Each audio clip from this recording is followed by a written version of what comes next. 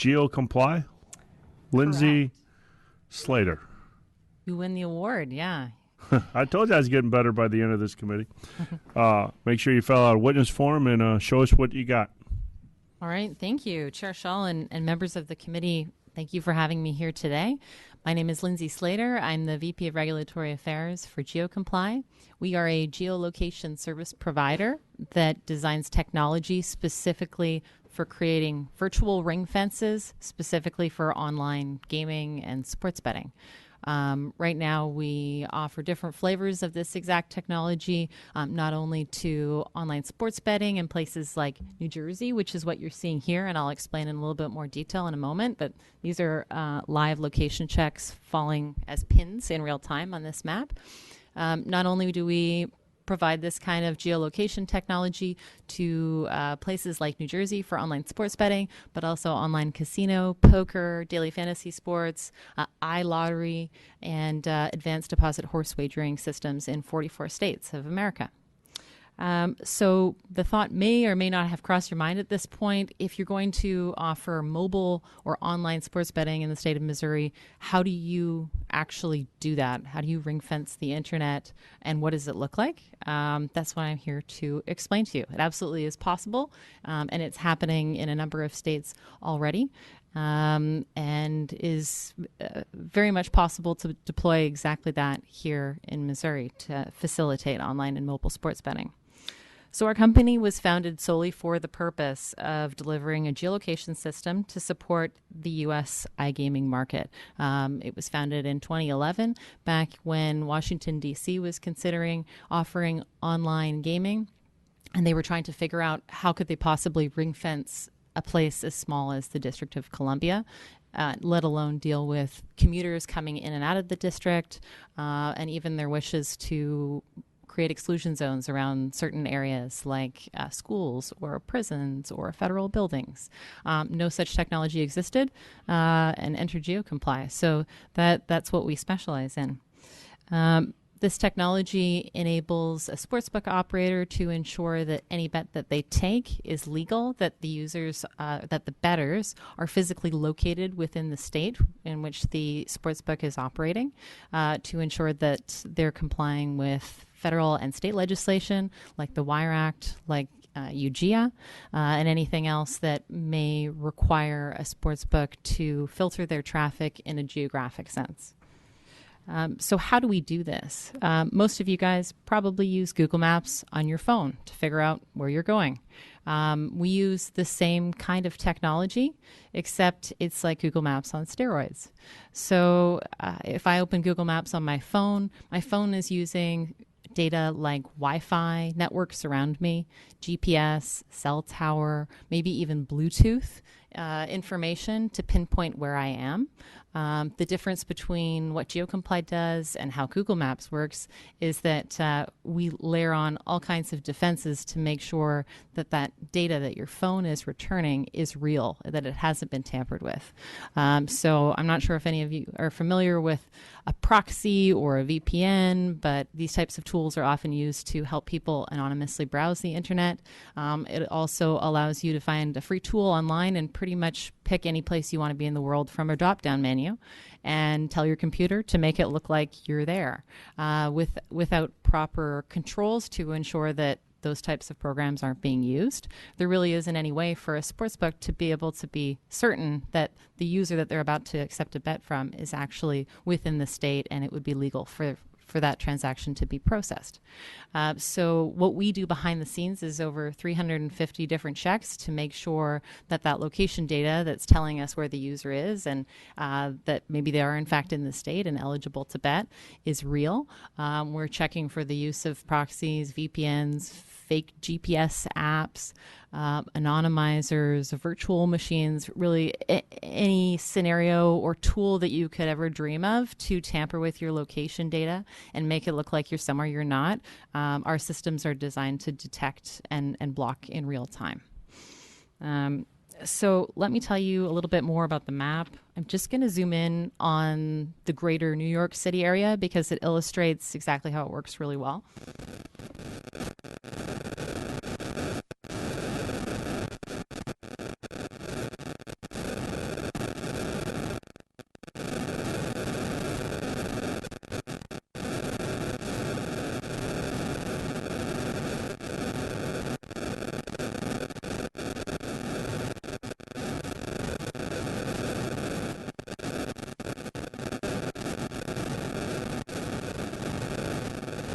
So all of the red pins that you're seeing, or let me backtrack a little bit. Each pin that you see falling is an individual location check that's happening in real time in New Jersey right now. These are people that are placing bets. Full disclosure, it also combines online casino and poker traffic because a lot of the operators that we work with in New Jersey combine these various products and offer them all from one app or one site. But the technology behind it is essentially the same regardless of the product. So all of the red pins that you're seeing, these are users who have failed the location check. So obviously anybody on the Manhattan side of the Hudson River isn't going to be playing, but millions of people cross that river every day to commute, to work, to school, to wherever else. And our technology is designed to ensure that you can easily place a bet if you're in New Jersey, as you should be able to. And as soon as you attempt to leave the state and go over to New York or any bordering area, then you are cut off from wagering. And that might not necessarily mean shutting down the mobile app on your phone, but just killing the ability to wager or actually place a bet. Besides the red pins, there are other colors. Those are all users that have passed location checks. The colors mean device types. So all of the blue pins are people playing on computers, on PCs and Macs. All the white pins are users on iPhones and iPads. And all of the green ones are Android phones and tablets. You might wonder, why are there still some red pins in New Jersey? So that could be a couple of things. Those people down the bottom left, they're kind of close to the border, but they're still probably a mile out at least. What could be happening is they may have turned off location services on their phone. So suddenly we don't have that pinpoint accurate GPS or Wi-Fi data that we'd use to ascertain that they're indeed on the New Jersey side of the border and not the New York side. And that would mean we'd have to rely on cell towers, which are maybe only accurate between 1 and 5 miles. This particular area, all the cell towers are on the New York side of the river, and therefore everything kind of gets pulled a little bit to the right. So we would need to err on the side of caution and block those users. They would potentially get an error message, whatever would be designed by the sportsbook, to tell the player, okay, you need to flick on location services, or here's some troubleshooter information to change something on your device, and then try again, so that if you are really where you're supposed to be, then there is just a hurdle that you need to overcome on your device and try again. The pins that are red inside New Jersey could also mean another thing. This could be someone that's actually attempted to tamper with their location data, and we've flagged them as being malicious users. So if I install a fake GPS app on my phone, I can pick any coordinates in the world and tell my phone to make it look like I'm there. So the idea is that you would need to ensure there's technology detecting that type of app or that type of tool running. And these days, there's all kinds of free tools, not only for the average consumer who may not be tech savvy at all, but also for people who develop apps and need to be able to force a location from a particular place in order to make sure that their game or their app works. So there's all these inbuilt tools that make it really easy for pretty much anybody to make it look like they're somewhere else. And so long as you're taking preventative measures to make sure those vulnerabilities can't be exploited, then it's quite simple for a sportsbook operator to ensure that they are indeed taking legal bets within the expectations of something like the Wire Act, and provide a secure system as a licensed sportsbook provider. So GeoComply has built strong partnerships with operators and regulators in every state, and we hope to do the same thing here in Missouri. And until then, we will continue to block attempts from inside the borders of Missouri. If I zoom out, probably see some red pins falling from here. If you try enough times and in enough malicious ways to try to circumvent our checks, you likely could end up with your New Jersey account suspended or blocked, so that you don't continue to try to circumvent those controls. So thank you very much for having me here. I'd be happy to answer any questions you may have. Yeah, thank you very much. I thought that was very informative. You talk about the Hudson River. It's easy to block off the Hudson River, but I mean, St. Louis, we have the Mississippi River, similar. But Kansas City state line is just the other side of the street. Yeah. How would that work? Good question. You could be a Kansas City Power and Light, but depending upon what cell tower, you may end up being registered as being in Kansas City or Kansas. Yeah, so I mean, you still have to create some sort of a buffer where you can't have somebody with 1 foot in one state and 1 foot in another and bounce back and forth. There's just no way that you could let that person continue with a wager, But right? if you were in like Power and Light District and you were hitting one of the Wi-Fis or something there, that would take precedence over the cell tower, wouldn't it? Yeah, so the idea is if you have a dynamic system that recognizes as many types of location data as possible, uses the most accurate sources, and then decides, can you ascertain that this user is on this side of the border and not the other? And if you can't make that distinction, then you would need to err on the side of caution and not permit them through.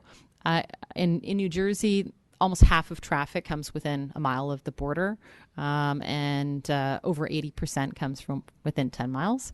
We also process daily fantasy sports traffic for the state of Missouri, and I know that in looking at that data, which you could say probably has a pretty good overlap in the user base of expected sports bettor, 67% of DFS traffic in Missouri comes from within 10 miles of the border, and quite cognizant of the fact that there's lots of densely populated areas right on the border. So it's absolutely a consideration. The idea that not only do you have to have effective geolocation systems in place, but if you don't, you actually could quite significantly erode the revenue potential for the state. If you can't accept those players that are still quite close to the border, then that's potentially lost revenue, right? So you talked about, can you geofence, you said something about schools not being able to, I mean, you can create a box that would make it basically ineligible to wager in that area as well? Pretty much any area you could draw on a map with a felt pen from the sky, you could technically implement as an exclusion zone, if you will. We already do this in a number of scenarios right now for sports betting.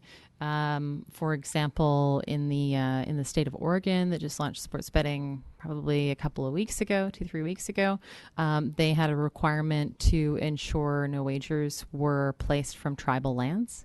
So I believe there's 9 tribes there, but when you look at the land that's associated with them, it actually amounts to 200 to 300 pockets of jigsaw pieces sprinkled all over the state. So we pretty much cut those shapes out of the map. The more that you add, I mean, it's absolutely technically possible to cut out those areas, but technically or commercially feasible for those people that are right beside those exclusion zones. It might mean that if you're right across the street from one of these blocked areas, you may still not be able to play. Okay. Any questions for Representative Ross? To inquire. Thank you, Mr. Chairman. So I'll preface the comment with saying that you were talking about the chairman's example of the state line of Kansas City. I'm a land surveyor. I've not worked actually on the state line in Kansas City. However, I did help set the monument, big marble monument, which was actually the angle point in Missouri's line with Oklahoma and Kansas. Wow. But anyway, in talking about that, I guess my first question is, are you just using a shape file? Yeah. You download the shape file and it's real simple. I mean, if you're located within, you're able to place a wager, and if you're not, you're excluded from that. Is that correct? Yeah, and so really depending on the whims of the particular state that we'd be talking about, some states choose to use the U.S. Census data to determine what shape they're going to use. We will still look at the census map data, compare it to, say, Google Maps and other open source databases to see whether there's any differences. Consider things like, projection factors of the map and decide whether things actually need to be tweaked or not. Also, if you look at the U.S. Census data for the shapes of each state, if you put them together like a puzzle, they don't necessarily always match, which Correct. seems bizarre. So recognizing those differences and that the has a risks. lot to do with whoever the GIS individual was drawing those up. Yeah. And then in cases like New Jersey, the state determined what that shape file was, which also includes water. But then you have Ellis Island and Liberty Island that you still need to cut out of the shape because the waters belong to New Jersey, but those pieces of land are split between New York and federal territory. Right, very aware of that. So I guess getting back to this point, I just want to be real clear. So when you're talking about a phone, that is not really it's not the same thing as like survey grade GPS where you have a pinpoint location was the term that you used. You're actually looking at basically 30 to 50 feet root mean square is what your cell phone is going to produce, despite what some individuals are going to tell you about how accurate their cell phone is. So do you, and you mentioned buffer, in these areas, and like the street in Kansas City would be one of those areas. Do you, in effect, apply a buffer to that shapefile one way or the other to ensure that a user can or cannot access the system? Yeah, so if you're talking about buffer zone for users that are inside the state, that means you take the borders in, X number of yards. This number might be determined by field testing. It also depends how the system's configured in many other ways. So the idea in somewhere like New Jersey is as someone's traveling towards the border, approaching one of those bridges or tunnels that's crossing the Hudson, the closer that you get to the border, the faster these rechecks should be during your active session to make sure by the time you get there. So it's not a static check; it's continually checking. It's continual. So and it's not happening unless I'm actively engaging in the app or website. I've logged in. I've reached a point where a location check is triggered. Sometimes that's right at login. Another sportsbook operator may decide they're going to put it off until someone places their first bet, but somewhere between that window is when the first one would happen. And then so as long as they're in the correct location when the bet is placed, can they then travel outside of the legal jurisdiction without that voiding their wager? Yeah, because in all places that are currently accepting online sports bets, you only need to be physically there to place the bet. You can create an account, you can deposit, you can withdraw from out of state, and you physically only need to be there for the placement of the bet itself. And so whether the game is happening that you're betting on while you're there in the state or you've since left, that doesn't impact your ability to collect any winnings. Just so like long you buy as a you lottery were ticket. where you were supposed to be when you placed the bet. Yeah, much like if you bought a lottery ticket here in the state and then you went on vacation when they announced the winning numbers, you could still come back and collect your winnings, right? Okay, very good. Thank you. Representative Rogers, proceed. This is fascinating. Thank you for explaining all this. A question I have is, do you have Iowa by chance? Are you allowed to show us how? Because I would like to see how many people are driving across the state line to go. I did some calculations because I wanted to see how many of all the users that are betting right now in Iowa, what percentage of those that actually fail the location check, they're from out of state. What percentage of those are from here? And I actually expected it to be a bigger number than 7%, but it's only 7%. And I would say the reason for that is because there still aren't a lot of operators that are live in Iowa. The traffic that we're processing is quite small. And I mean, and this is where I'm from, but the population in northern Missouri is not much either, so you got to drive a long way to I mean, most of if you're driving Kansas City, it's a 2-hour drive just to get to the state line in Iowa. But if you're coming from Illinois, where you've got some more significant population centers close to the state line, I think you would have some people driving over to place bets right now. Do you know if that's accurate? Oh, yeah, absolutely. And a lot of the logic that goes into our system to try to detect malicious users, higher risk users, looks at not just an individual location check like what would be represented here as a single pin, but someone's history over time. So I'm looking at where were they 10 minutes in comparison to now? What have they been doing over the last week? Are they up to something sneaky that we can't detect in real time? And so it's a given that we're often looking at cross-border traffic. So once Illinois gets up and running with sports betting, I bet there'd be some really compelling data too. And that was my next question. So let's say you've got some operator who is operating legally in Iowa and operating legally in Illinois, and you guys are doing the geozones for them. Is it just going to be one big geozone at that point? Are they going to be separate? Are they going to have two separate apps on their phone in order to bet based on what state they're in? How does that work? Well, I'm not a sportsbook operator. We don't even see the bets that are being placed whatsoever. It's like a blind check. But some sportsbook operators that are in multiple states at the moment, they may choose to have a single app as opposed to, Sportsbook ABC, Nevada, New Jersey, West Virginia. If you've got a single app, then everyone's coming in through one channel, and then you kind of have to send them to their respective local site. And because of things like the Wire Act, they're required to have separate servers in that state. And I think that's the most obvious solution here is hopefully a better federal solution at some point. But if you're in the Quad Cities in Iowa and Illinois, and you work on one side of the river, you live on the other side of the river, you're going to have to get on two separate apps depending on whether you're at work or whether you're at home? That depends what app you choose. If you chose the best app for you, it might be an app that supports betting in both states. From a geolocation perspective, what I would say would probably happen, for example, if you were on an app that was in both New Jersey and New York. As I'm leaving New Jersey, by the time I reach the border, I'm going to be cut off from wagering on the New Jersey aspect of that app and all of the servers and systems that live inside New Jersey, as they have to. Then the system's going to recognize, they've moved to New York. Maybe this is just going to look like an error, or it's going to say, hey, we see you're in New York. Would you like to proceed through to the New York part of our site and then continue here? And it might be just that. From tax purposes, I think that'd be difficult too. But I guess that's probably a question for somebody else.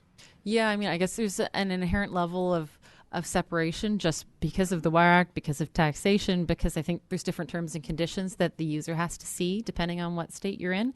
But it would be up to the sportsbook itself to decide and design how smooth of a transition that would be for the user. Well, and that makes sense too. And my last question is on the Wire Act. 'Cause I was thinking, why do we care? Why do we need a geozone in Missouri? If somebody from Kansas wants to do business in Missouri, I like that, whether they're doing it online or whether they're driving over the state line in person. So why do we care if somebody in Kansas makes a bet in Missouri and then, maybe it's illegal in Kansas, and if Kansas wants to put their people in jail for gambling on sports, that's their deal. But why do we care as Missourians what they're doing over there? Well, I think if you're a licensed sportsbook operator in Missouri and you've accepted a bet from someone outside of the state, then not only would you be violating federal laws, but also... Yeah, that's my question. Would it be a violation of federal law? I think that's the Wire Act UGA says that such cross-border transactions aren't permissible. That could include jail time of even the payment processor that processed the transaction for that bet. I'm not prosecuting anybody for it right now, so I'd say let them come over, let them gamble. I don't care where they are in Kansas, but I get what you're saying, that it's a bad idea. But if you were a licensed sportsbook, you may not necessarily just have that as a business. You may also be a brick and mortar casino operator that has worldwide licenses at stake that, really could be, their fate could be altered by a small infraction. And I understand that too. I'm being a little facetious. This is clearly and I'm not an operator. Clearly we need some this cleaned up in Washington, D.C. But I thank you so much for your time. I appreciate it. You're welcome. Any other questions? Thank you very much. Thank you for having me.